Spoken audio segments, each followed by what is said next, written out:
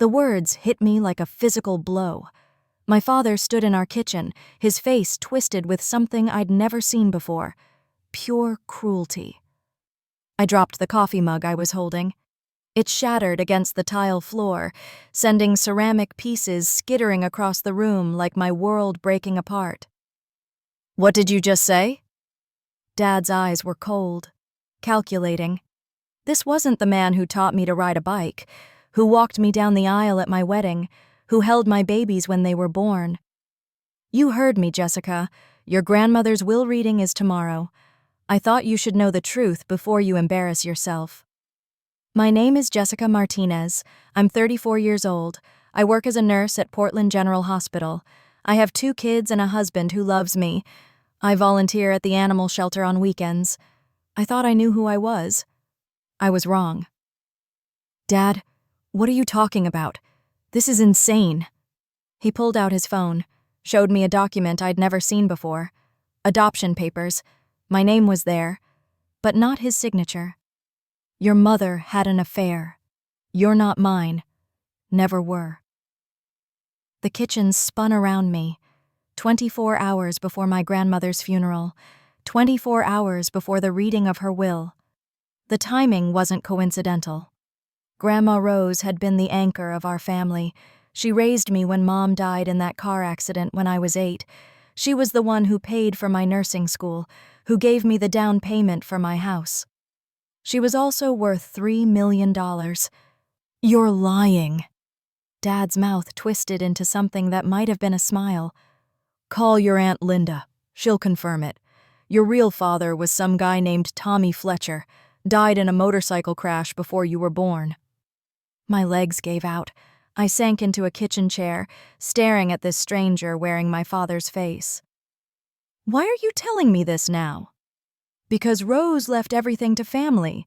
Real family. And you're not family, Jessica. You never were." The next morning, I sat in Grandma Rose's lawyer's office. My hands wouldn't stop shaking. Dad was there with his new wife, Brenda. She'd moved in 6 months after Mom died.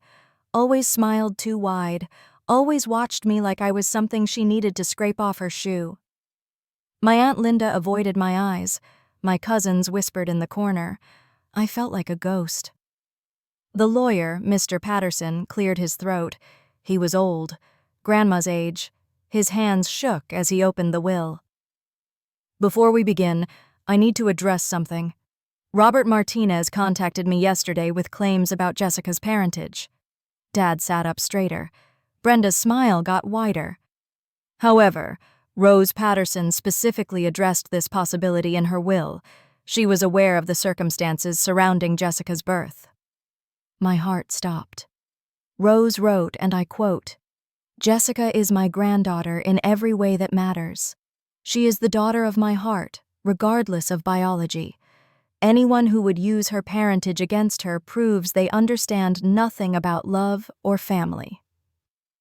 The room went silent. Mr. Patterson continued reading.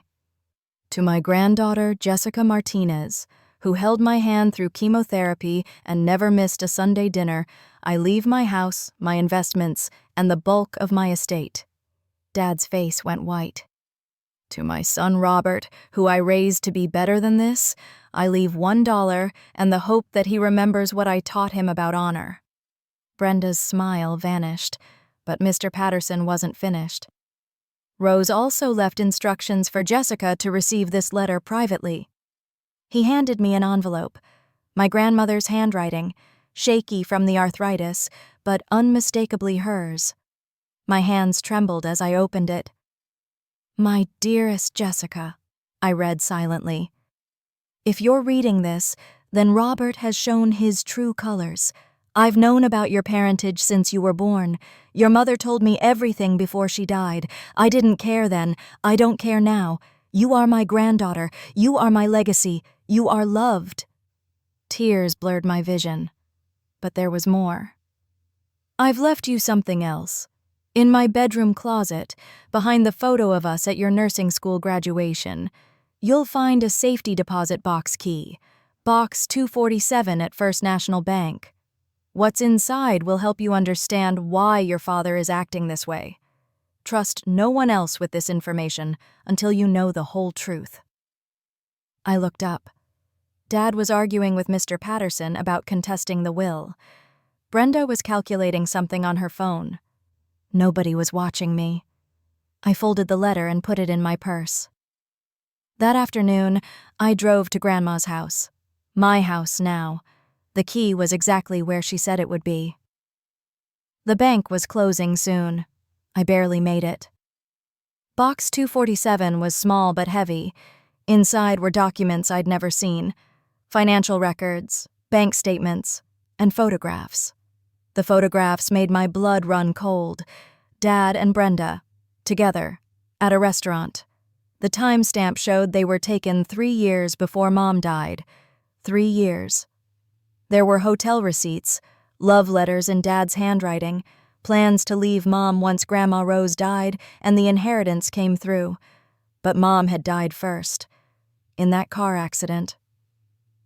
I kept digging through the box, found more photos. These were different, darker. Dad's car, following Mom's car the night she died. My hands started shaking again. At the bottom of the box was a note in Grandma's handwriting. "Jessica, your mother suspected Robert was having an affair.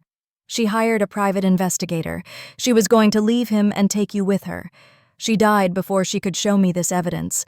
I've carried this burden for 26 years. I couldn't prove what I suspected. But I could protect you. I could make sure you got what you deserved. Robert will try to take everything from you now. Don't let him. You have the truth now. Use it wisely." I sat in my car in the bank parking lot, staring at evidence that my father might have killed my mother. My phone rang. It was my husband, Mike. "Jess, you okay? You sound weird. I need you to pick up the kids from school. Don't take them home. Go to your mother's house. I'll explain later." "Jessica, you're scaring me." "Just do it, please. I'll call you tonight." I hung up and drove to the police station. Detective Sarah Walsh listened to my story without interrupting. She examined the photographs and documents with professional detachment. "This is circumstantial," she said finally, "but it's enough to reopen the case. Your mother's accident was always suspicious. Single car crash on a clear night. No skid marks, but your father had an alibi." "What kind of alibi?" "He was at work. Security cameras confirmed it." I thought about that. What time did the accident happen?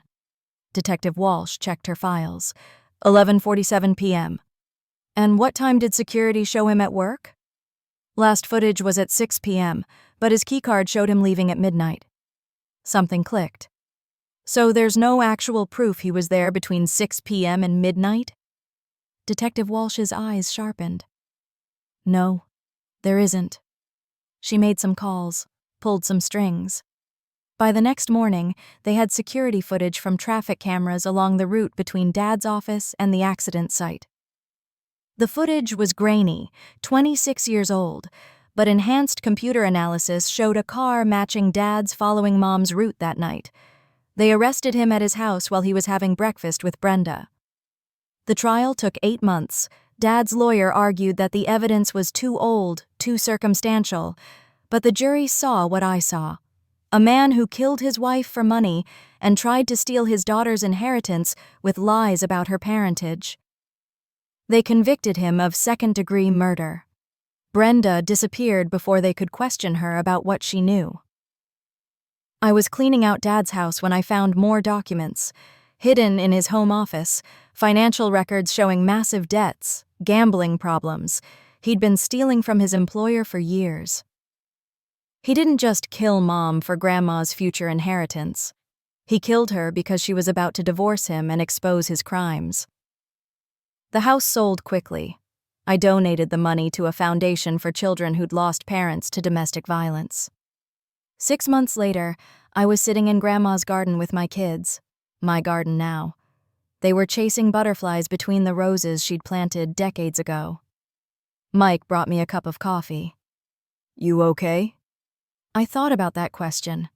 Was I okay? My father was in prison for murdering my mother. I'd learned I was adopted in the cruelest way possible. I'd inherited $3 million and a house, but lost the family I thought I had. "I'm better than okay," I said finally.